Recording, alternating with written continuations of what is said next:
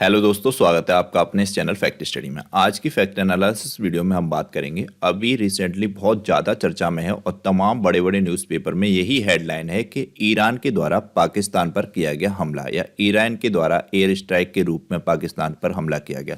सभी न्यूज़पेपर में यही छपा हुआ है।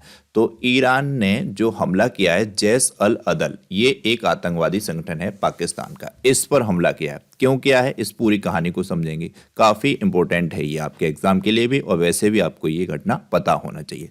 तो जैश अल अदल, इस आतंकवादी संगठन ने कुछ टाइम पहले ईरान पर एक हमला किया था। इसमें ईरान के 11 पुलिस अधिकारी मारे गए थे। ईरान के एक पुलिस स्टेशन पर हमला किया था। पाकिस्तान और ईरान के बॉर्डर क्षेत्र पर ही बलूचिस्तान एक क्षेत्र है, उस बलूचिस्तान क्षेत्र में ही ये पुलिस स्टेशन था जो कि ईरान के अधिकार क्षेत्र में आता था। यहाँ पर ईरान के ही पुलिस अधिकारी तैनात थे। तो वहीं पर जैश अल अदल के द्वारा हमला किया गया था। इसमें 11 पुलिस अधिकारी ईरान के मारे गए थे। तो इसी के बदला लेने के लिए, इसी की जवाबी कार्रवाई के रूप में ईरान के द्वारा ये हमला किया गया। अब ये हमला जो किया है वो ईरान की कोई ऑफिशियल सेना ने नहीं किया है।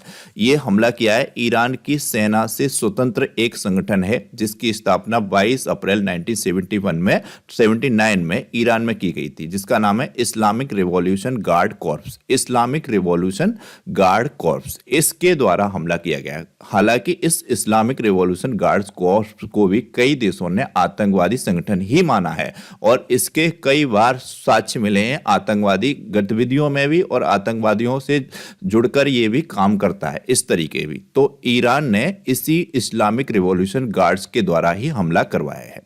तो पाकिस्तान के बलूचिस्तान प्रांत में आतंकी ठिकानों पर यह बड़ा हमला था। इस हमले से ज्यादा तनाव बढ़ने की उम्मीद है, और इस हमले में बताया जा रहा है 2 मासूम बच्चों की भी मौत हो गई और 3 बच्चे यहां पर घायल भी बताए जा रहे हैं। हालांकि ईरान की जो मीडिया है उसमें चल रहा है कि इन्होंने कई आतंकवादियों को भी मार दिया है, जैश अल अदल को। पाकिस्तान करता क्या है, अपने पड़ोसी देशों के लिए वो इस तरीके के आतंकवादी संगठनों को खुद डेवलप करता है। पाकिस्तान की आर्मी ही डेवलप करती है, जिससे कि वो पड़ोसी देशों में अपना प्रवेश कर सकें, उनको परेशान कर सकें, और किसी प्रकार से वो ऑफिशियल तौर पर काम नहीं करते हैं, इस तरीके के काम करते हैं। परंतु बाद में यही आतंकवादी संगठन पाकिस्तान के लिए ही जहर बन जाते हैं और पाकिस्तान को ही बाद में परेशान करते हैं। लेकिन पाकिस्तान इस चीज से बाज नहीं आता है।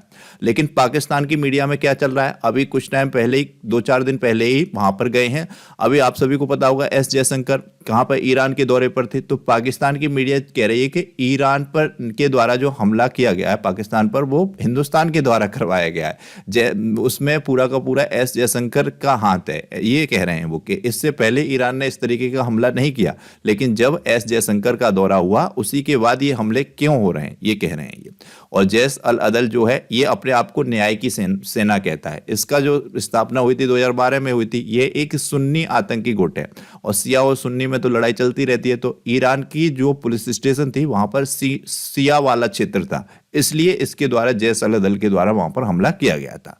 तो इसकी वर्तमान में जैश अल अदल संगठन की पाकिस्तान में एक महत्वपूर्ण उपस्थिति है। ईरान के सीमावर्ती इलाकों से इसकी भिड़ंत होती रहती है। पाकिस्तान की जमीन पर हाल ही में मिसाइल और ड्रोन हमला उनके टकराव की नई आक्रामकता प्रदर्शित करता है। तो हमले पर अब दोनों देशों ने क्या कहा है, हमले पर पाकिस्तान ने क्या बोला है, ये करते क्या है। अब हमला तो हो गया ईरान और पाकिस्तान का, अब एक दूसरे के राजदूत को ये तलब करते हैं। जैसे पाकिस्तान करेगा अब ईरान के राजदूत का तलब, और कहेगा, उनको धमकी देगा कि ये जो किया है इसके गंभीर परिणाम भुगतने पड़ सकते हैं। तो पाकिस्तान के विदेश मंत्रालय के द्वारा बयान आया कि पाकिस्तान अपनी संप्रभुता के उल्लंघन का कड़ा विरोध करता है, यह पूरी तरह से अस्वीकार है और इसके गंभीर परिणाम हो सकते हैं। फिर ईरान ने भी पाकिस्तान के राजदूत को तलब किया। उसने भी बताया अपना अपना पूरा मामला कि इस संगठन को या जैश अल अदल को पाकिस्तान अपना खत्म करे स्वतः से, वरना हम खत्म कर देंगे।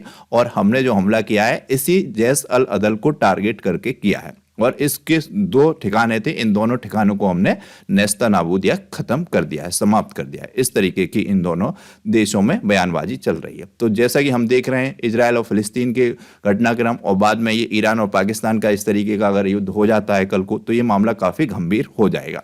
इस मैप में आप देख सकते हैं, ये है पाकिस्तान जो कि भगवा कलर में हमने देख रहे हैं, और ये जो है ये है ईरान।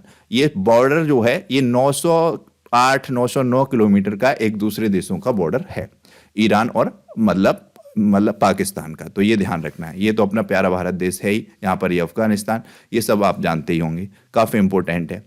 तो ये था वीडियो, आपको समझ में आया होगा ईरान के द्वारा क्यों पाकिस्तान पर हमला किया गया और क्या ये मामला था, और फिर उसके बाद किस तरीके से दोनों देशों की मीडिया में चर्चा चल रही है। तो आपको वीडियो कैसा लगा प्लीज़ कमेंट बॉक्स में बताइएगा। उम्मीद करता हूँ आपको वीडियो अच्छा लगा होगा। वीडियो को ज़्यादा से ज़्यादा लाइक और शेयर कीजिएगा। एक क्वेश्चन मैंने यहाँ पर रखा है, काफ़ी इंपॉर्टेंट क्वेश्चन है, ईरान के वर्तमान में राष्ट्रपति कौन है? ये क्वेश्चन पूछा जाता है एग्जाम में, 4 ऑप्शन दिए गए हैं, इनमें से आपको राइट आंसर बताना। कुछ स्टूडेंट्स और अच्छे हैं तो बता सकते हैं कि ईरान के विदेश मंत्री कौन है, क्योंकि एस जयशंकर अभी विदेश मंत्री से ही मुलाकात की है उन्होंने। ईरान जब दौरे पर गए थे तो काफ़ी उनकी जो इमेजेस आई थी उसमें उन्होंने विदेश मंत्री के साथ भी काफ़ी डील साइन की है, तो वो मिले थे राष्ट्रपति से भी, विदेश मंत्री से। तो आपको ये दोनों नाम बताने हैं, ईरान के राष्ट्रपति और विदेश मंत्री के, आपके एग्जाम के लिए काफ़ी इंपॉर्टेंट है। चैनल को सब्सक्राइब कीजिएगा, बेल आइकन को प्रेस कीजिएगा, वीडियो को ज़्यादा से ज़्यादा लाइक और शेयर कीजिएगा। Thank you so much.